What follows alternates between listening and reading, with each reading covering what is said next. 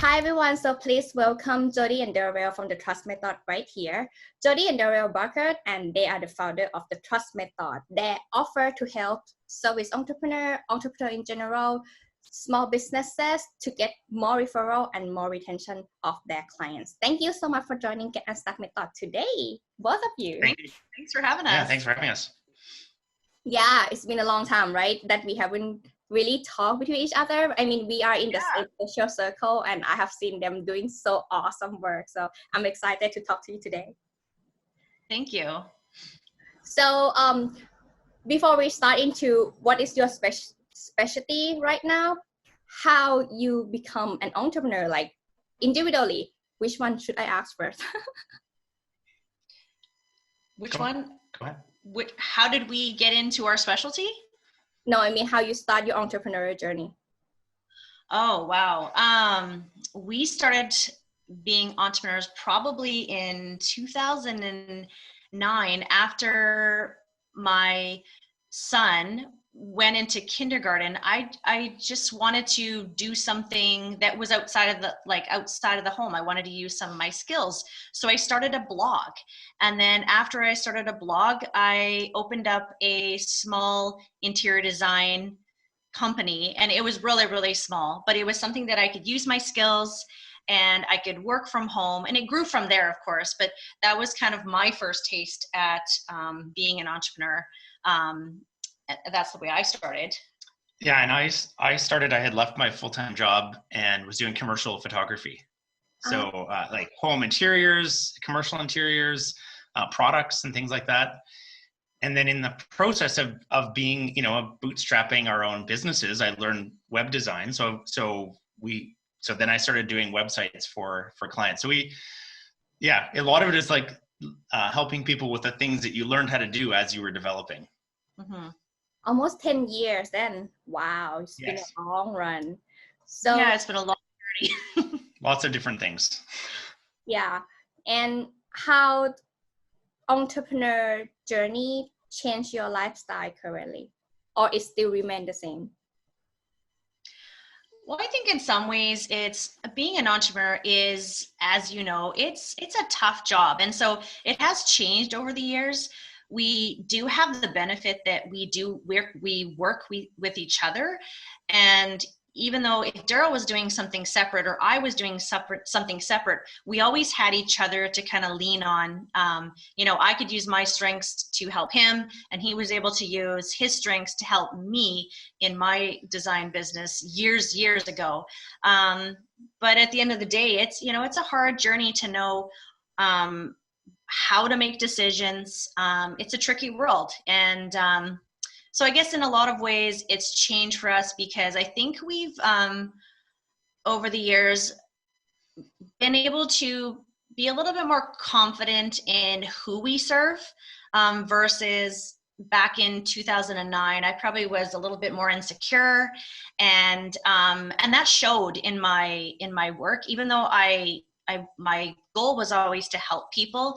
But I would say for myself, that is what has changed over, especially the last 5-6 years, especially. Mm-hmm. I'm a little bit more confident as I get a little bit older. I'm okay with who I am, and I'm okay with using my skills to help people, regardless of what they're doing. It's definitely an interesting shift from 9-to-5 corporate-y type job to entrepreneur, because initially you start out and you kind of keep the same hours because that's what you learned, right? You've been programmed to learn. And then you start to realize, like, hey, you know what? I feel like hanging out with the kids, and our kids were fairly young at the time. Mm-hmm. I feel like hanging out with the kids, and I'll just do this stuff later. And, so you adopt weird hours, and then you're like, okay, that's not sustainable. I need to have some sort of structure. But I mean, I liked that we could just stop working and go to a kid's recital, or like you get the flexibility of saying, hey, this is my life and I get to control it. And yet still producing meaningful work. So there's always that tension between the two. Mm-hmm. Yeah. If anyone get a chance to follow Darryl and Jodi, you will see that they are always go out for camping, bicycle riding, or like be in the nature in a very awesome sceneries and like living a good life, let's say. Well, we live in a really beautiful part of British Columbia in Canada.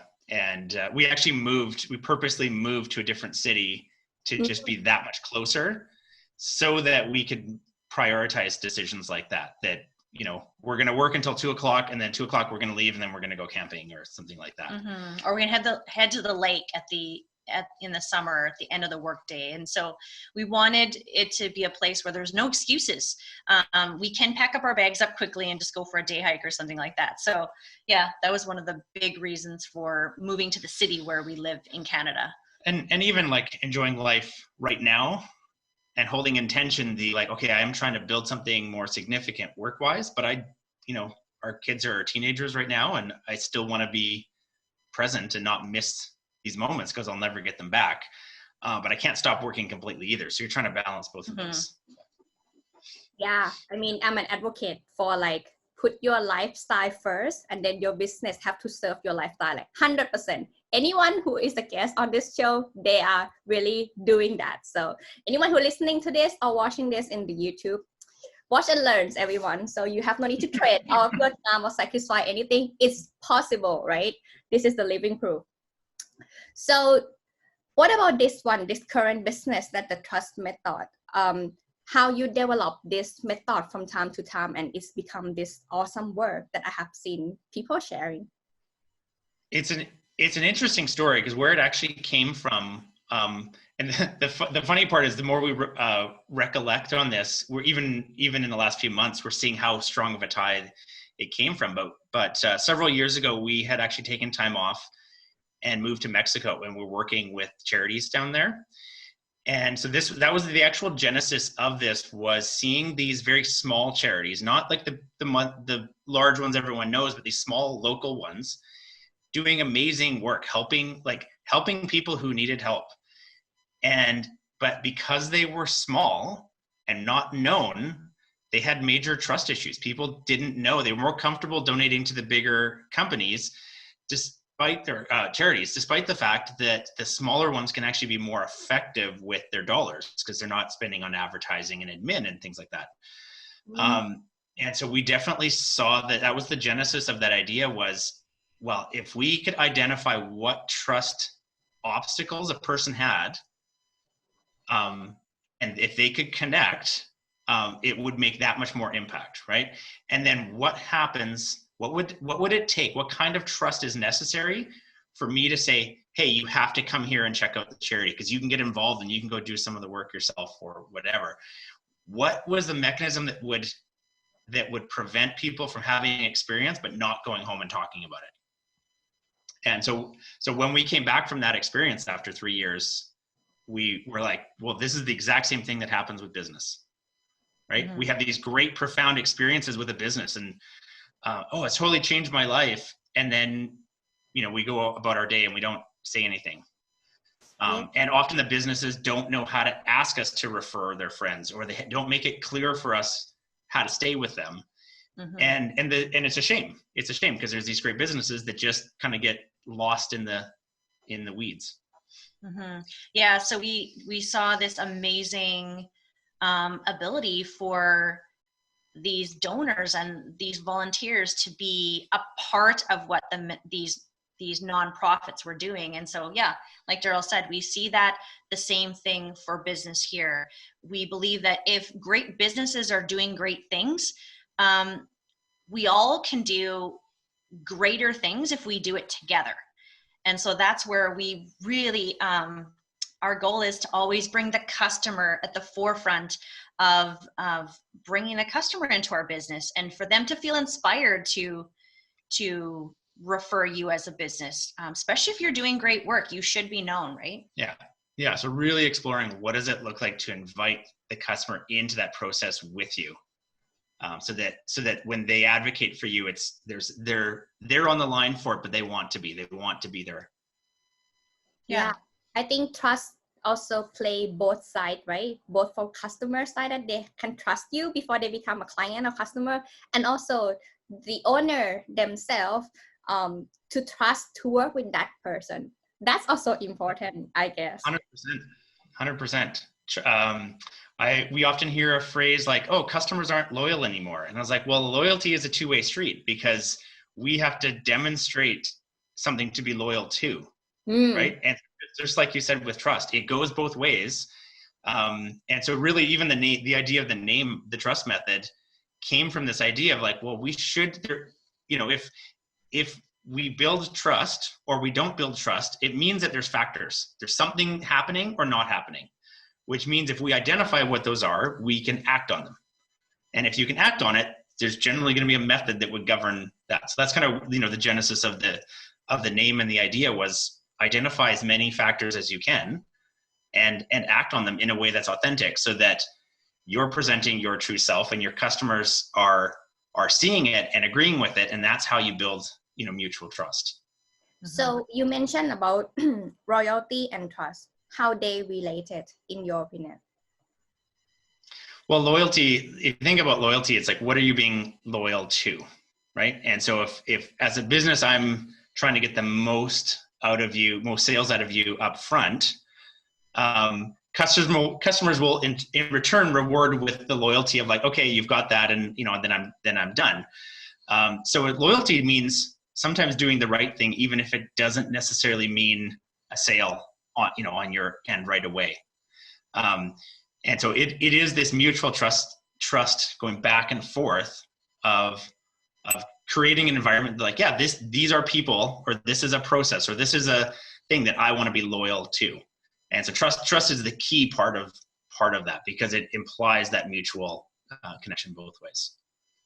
So these are about relationship building. Am I correct? Correct me if I'm wrong. So it's about how you make this ecosystem within your company, within yourself, and also towards your clients or customer, and also other people affiliate to them. Like this gonna be the word spry.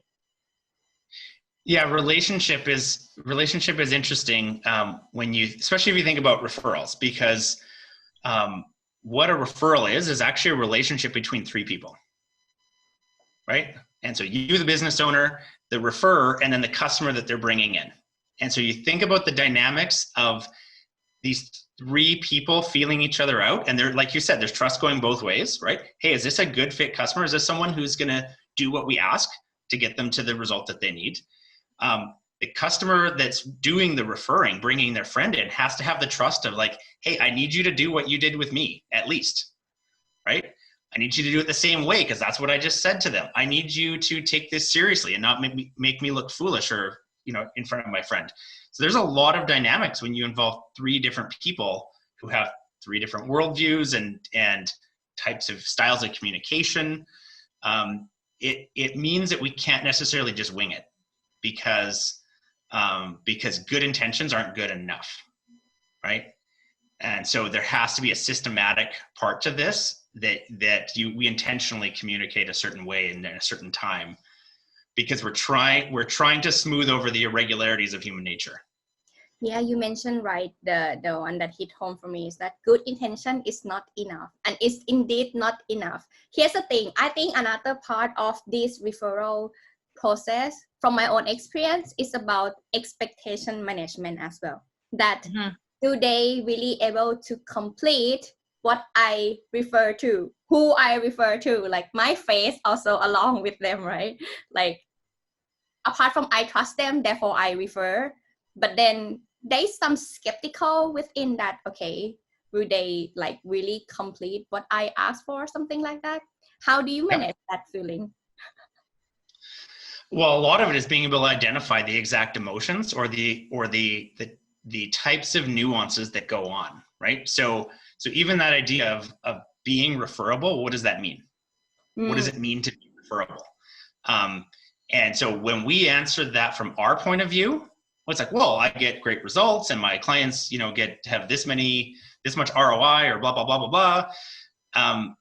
But the customer's like, yeah, but I care about this friend and they've been hosed by the last 3 coaches, or, and they just really need to be heard. And so there's all of this other emotional nuance that if we're only kind of looking at our resume, we're going to miss out on, right? And so we'll miss out on what they're telling us about that person, right? And so we miss out on the chance of connection. We miss out on the opportunity to build a relationship. And on the good end, maybe we're still able to serve them, but we haven't necessarily even won a client that's going to come back per se, right? And we've potentially lost a secondary referral from that person, simply because there were expectations either implied or just were, hanging out there that just were never met. Well, and I think the other part of it is that I think as service providers, entrepreneurs, small businesses, we can heavily focus too much on the outcomes. And so we can think, well, I get great outcomes, I naturally should get great referrals. And it's not always the case. And so what we see in our work is that it's not a one size fits all. So that's where relationship comes into getting to know what are the motives of the person that is referring you, because there's so many dimensions that come into play when we're dealing with humans, like you said. And so, yeah, we truly believe that referrals are not a one size fits all, because if it was a one size fits all, it would be so easy. Everyone would have referrals, amazing referrals, just flowing like milk and honey, Yeah. So, yeah. Yeah. So the fact that they don't happen all the time indicates that there is an undercurrent that people aren't reading. And the businesses that have read that, and a lot of it comes from intuition, like being a good person takes you quite a ways of the way. Mm-hmm. But even then, that's in the neighborhood of good intentions. Good intentions have to be married with a system that keeps you accountable and consistent, right? Because a lot of the times what we're referring is actually consistency, not just results, right? Results become implied, right? Mm-hmm. Because a lot of businesses can get the same result. So if it, like real estate comes to mind. Well, a lot of people can help me buy a house or sell a house. So take the results off the table. Well, what else am I getting in this, right? Am I getting my questions answered? Am I getting extra, am I getting a better negotiator? Am I getting someone who understands the nuance of pricing in my area? All of these different things. And when you stack it up, the emotional intangibles are actually a way bigger factor than, hey, I just sell houses, right? Or, hey, I just, my clients get X ROI on their ads, or whatever the thing is, right? There's all of these other things that are possible to tap into. And I mean, that drives retention and it drives referrals. When the more of these unspoken needs we can meet, the more that customer doesn't want to go anywhere themselves and wants to bring people to you, because it's like, hey, this person listens, they care, they do this, they're consistent, like they will always answer the phone, or get back to you within X amount of hours, or whatever that is. Those are the things, and the results are just implied, right? Mm-hmm. So really focusing on results makes you one-dimensional. What our system shows is there's a bunch of other dimensions you can tap into, and then you get this instant advantage that a lot of people are just missing. Mm-hmm. Yeah, right now I'm really focused on repetition, like on every single aspect of my life. Like I try to be more consistent on that, which is not easy, to be honest, but I find it's actually very beneficial to any other people surrounding me, like personal wise or professional wise. They able to expect what to get from me without me explaining, which is great. Thinking about explaining the same thing that you have been doing over and over again, right? That's exactly how you keep pitching or referring yourself to others. And yeah, just let other people do it for you, because they can expect the outcome. That's a good one. So yeah, if you think about someone who can do what you can do, but someone knows you to be like she is consistent. If she says it, she's going to do it. And I have 2 referrals. Which one am I going to go with? Right? Most of us are going to go with the one where it's like, oh, hey, here's these other bonuses. Right? And so really, really it becomes about, well, if consistency is a bonus, what other bonuses are out there? What other things can I do or project so that I am as referable as possible? Mm-hmm. Yeah, 100%. Yeah, both sides. Wow, this is a very well thought process, I believe. Yeah, it's already like picture through everything. And in your opinion, do they really how to say that, interconnected between each other between referral and retention, or actually retention has to come first? What do you think? There's different things going on between retention and referrals. I mean, a client that wants to stay with you, like by that nature, if they made that decision to say, hey, they get me the outcomes that I want, I like working with them, I feel good about myself, they make me feel good about me, I don't have to follow up because they're usually, you know, you get an update before they even ask me to, all of these different things. So if that goes into their thinking to say, hey, staying with them is worth the money, well, that's a pretty easy referral, but it doesn't mean that they're necessarily going to see the need to refer you. So that's the part where referability takes on its own animal. And there's a few other things that go on, which is that generally people want to be part of something, right? And they want to know that what they do or say or think matters. And so, yeah, so there's definitely, that is where, like, it would be hard to get a really confident, emphatic referral if you weren't willing to stay with that business. You wouldn't really be retained. But just being retainable doesn't make you referable necessarily. As referable as you could be, which is sort of the dynamic that we look at. Is a lot of businesses get referrals, which is great because they have done a great thing for somebody. But more often than not, that person has probably overlooked some things or made a mental jump to be like, okay, I'm still going to refer them. Like this is still good.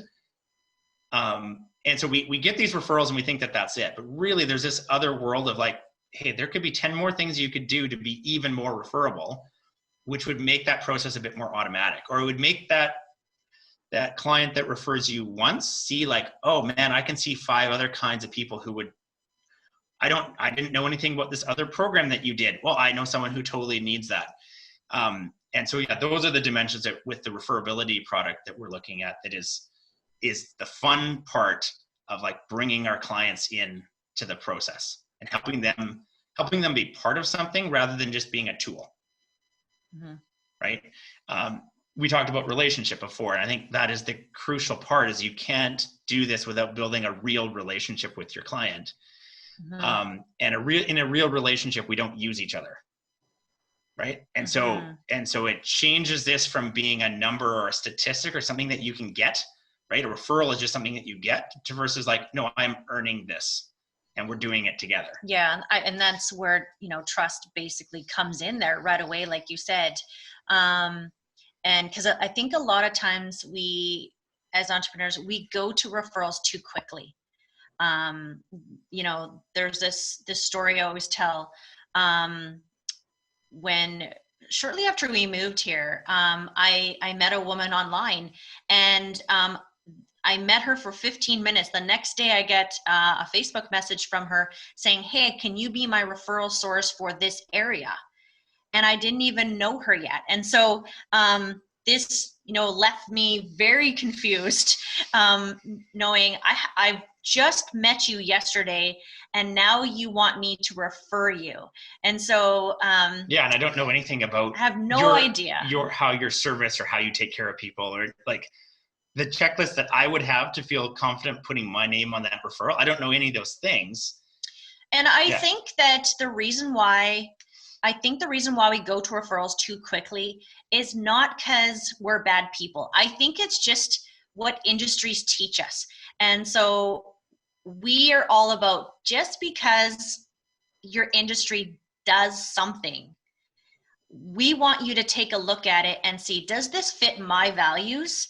And how can I base my decisions based off how I want to treat my people, or the people that I want to refer me? And so we see it very differently, that we're ready to break down those walls of, just because we do something, or we've always done it that way, doesn't mean that we should. That's one of the most dangerous things you could say. Well, we've always done it, or that's what our industry does, or that's what's normal. Like, those are some of the most dangerous statements or mindsets that you can adopt. And so I think going back to becoming an entrepreneur in 2009, like we're little baby entrepreneurs, and we're going to be learning for the rest of our lives doing business. We'll always be learning something. And so I think that that's the hard part about being an entrepreneur, is that you don't have people to bounce ideas off of or help understand, the kinds of some of the things that we teach, right? Because there's so much to do as an entrepreneur. And so I think it's a tricky place to be an entrepreneur these days, I think, with so much information being thrown at you and so many hats to wear. Yeah. You often don't know what you don't know. And when you don't know that, you kind of look at, well, what does everybody else do? And so that's what I'll do. Mm-hmm. And and in a lot of cases, I mean, we have these conversations with people about referrals, but like, oh, I didn't want to do that because doing it that way kind of feels icky. And so, hey, that's what people do, but like, that doesn't sit right with me. And so you're literally, the core of your being is rebelling against this tactic because it doesn't feel right, but you don't know what to replace it with. Yeah.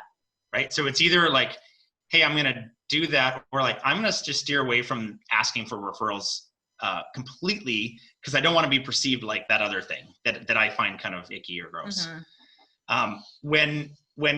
If you're having that reaction,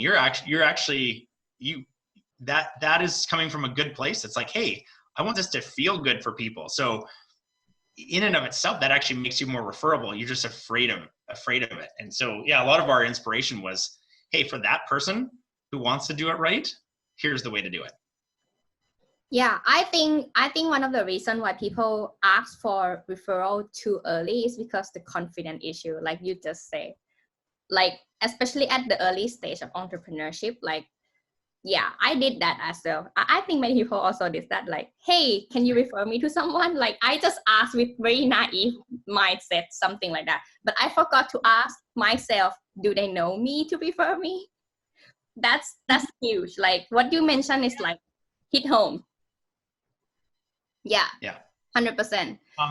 Or even if somebody does, well, if I kind of know you and I don't really know how good your results are and I don't really know much about your program, I can still refer you, but it's fairly weak. It doesn't have a lot of strength. Mm-hmm. Versus a client who's like, hey, I've been with them for years. This is the kind of person you want to work with, and I can show you what they've done. And so they're both a referral technically, but one of them has way more impact than the other. Mm-hmm. I actually have an idea. I think I talked to one of my partners that like he have something like for his affiliate. He have the training course for his affiliate that really educate how he works. And that's actually good. Like in that case, I'm just sharing, like I'm just thinking out loud with you right here. Just like idea pop up. Totally. An affiliate is a specific combination of dimensions in our system, right? You're rewarding with money, right? Everybody's looking for something. If I refer someone to someone else, there's something that I'm looking for, right? And so in the case of affiliate, we're front and center saying, hey, money is the reward that's coming with this, right? But you can still have a lot of variation inside of your affiliate program, right? Is it open? Mm-hmm. Anyone can be an affiliate, or do you have to be a client to be an affiliate, or do you have to pass this course to be an affiliate? Whatever it is, you can literally influence the quality of that affiliate referral by how you structure your system. And so the more you understand about the person that you want referring you, the more it's going to change your affiliate program. So just to a specific example. Yeah, that makes sense. So in your opinion or in your method currently, what are the different types of referral persona? I don't know how to say that, like the middle person, like how many types are they? Well, that's a really interesting question because we actually tracked over 5 different dimensions. So there's theoretically 5 to the power of 5 combinations of referring people. Okay. Right. Each with their own sort of nuance. Some of them will, there'll be sort of groupings, but it really, really depends what you want. So we actually take a step back from that and say, hey, what do we want to be referable for? And so that's the first question. That's literally this is what we optimize for.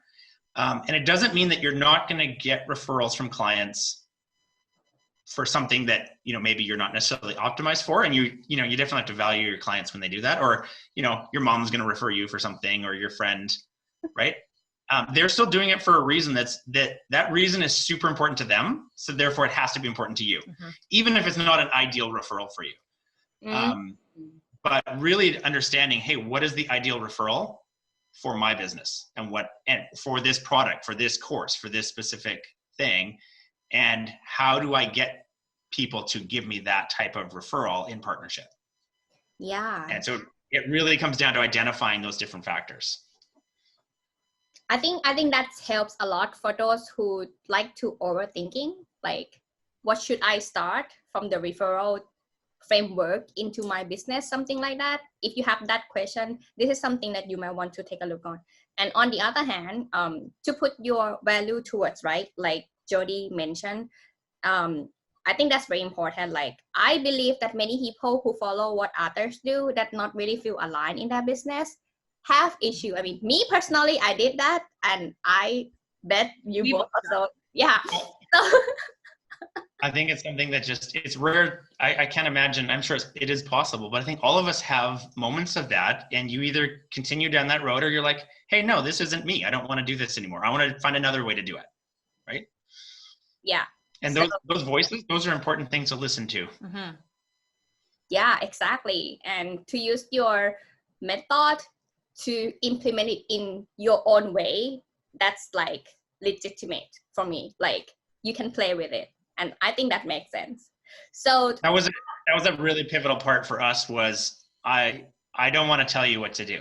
What I want to tell you to do is to identify what matters, and then how to identify your people and how to treat them like people. And so literally, even in our tools, if it's, if there's like a follow-up that's happening, I'm not even going to tell you what to say, right? Because I want you to figure out what you should say. I'll help give you structure for what you should say, but it has to fit you and your business and your clients, because otherwise I'm just another person telling you what to do. Yeah, you have no idea how many people, when they hire a VA and ask me, what is the script? What is the script?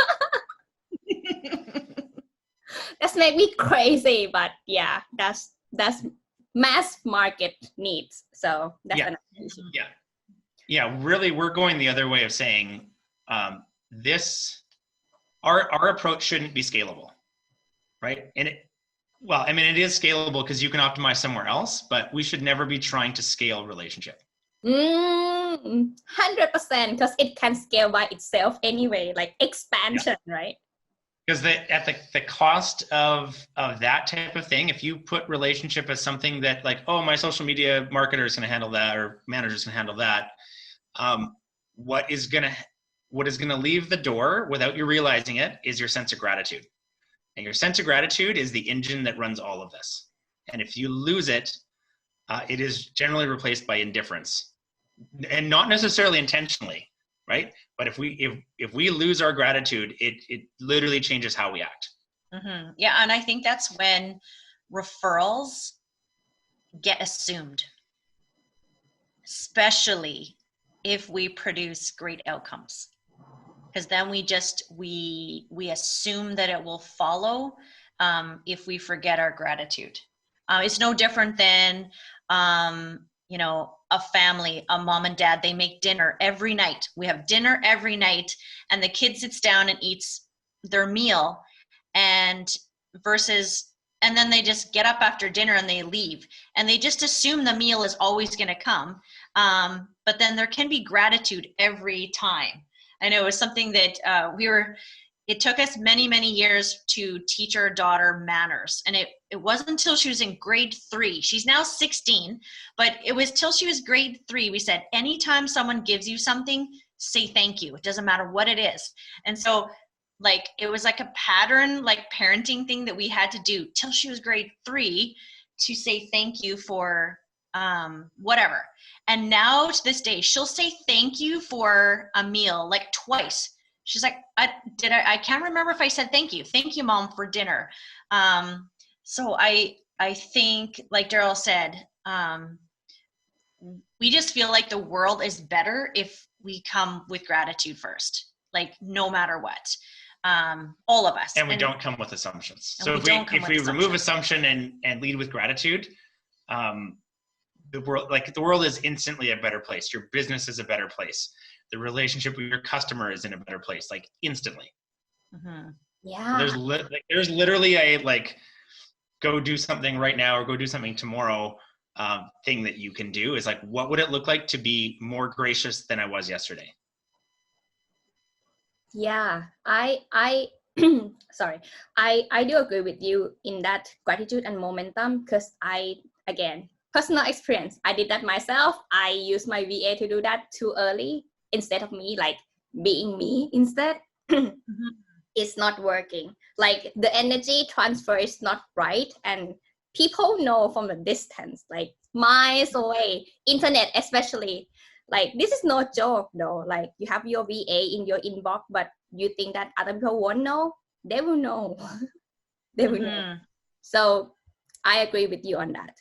I believe this could help business owner and entrepreneurs save a lot of time to figure out how important referral and retention it is, but from their own authenticity, with happy to serve, something like that. I think that is also important, like not assume, right? And also no expectation, like just want to deliver something that how can we help you have a better life or better business currently. And that is everything to make a world a better place, right?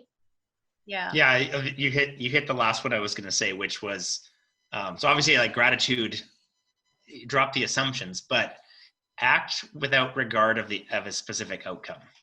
Right. And so this is literally how you post on social media, how you show up to a sales call, whatever it is. If you're divorced from like trying to angle towards a specific outcome, then it puts you in a position of like, well, how can I help?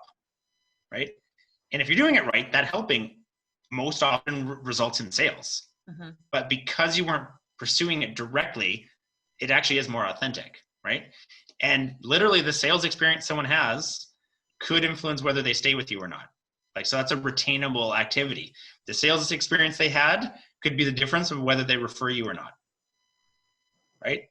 And so actually like every experience they have with you, you know, it's either it's in a win, like a for column or a against column.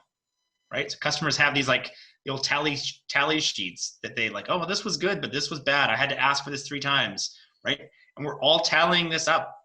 Right, both sides, and the more that we can stack up in the for column, and the least amount that we can preventatively remove from the against column, you know, we're stacking the deck in our favor of retention and referability.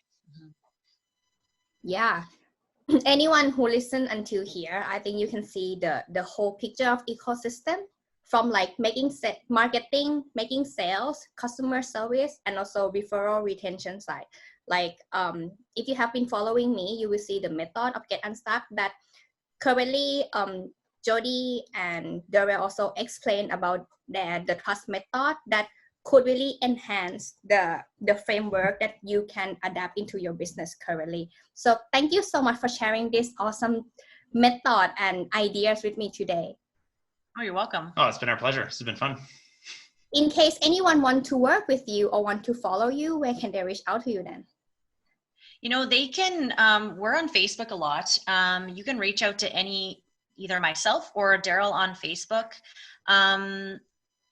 They can also go to referralsonrepeat.com, and they can get information about the workshop that we have there, the system that we built that can help them get more referrals from their best clients over and over. And it's a process that we created, and we'd love to help them with that. Awesome. So everything will be in the description. So check that out, and yeah, follow them and you will have a better referral and retention. Thank you for joining me today. Bye, guys. Bye. Hey, thank you for watching this episode. If you enjoyed the show, you can subscribe here or here. And this is the previous episode. Check it out. See you next time.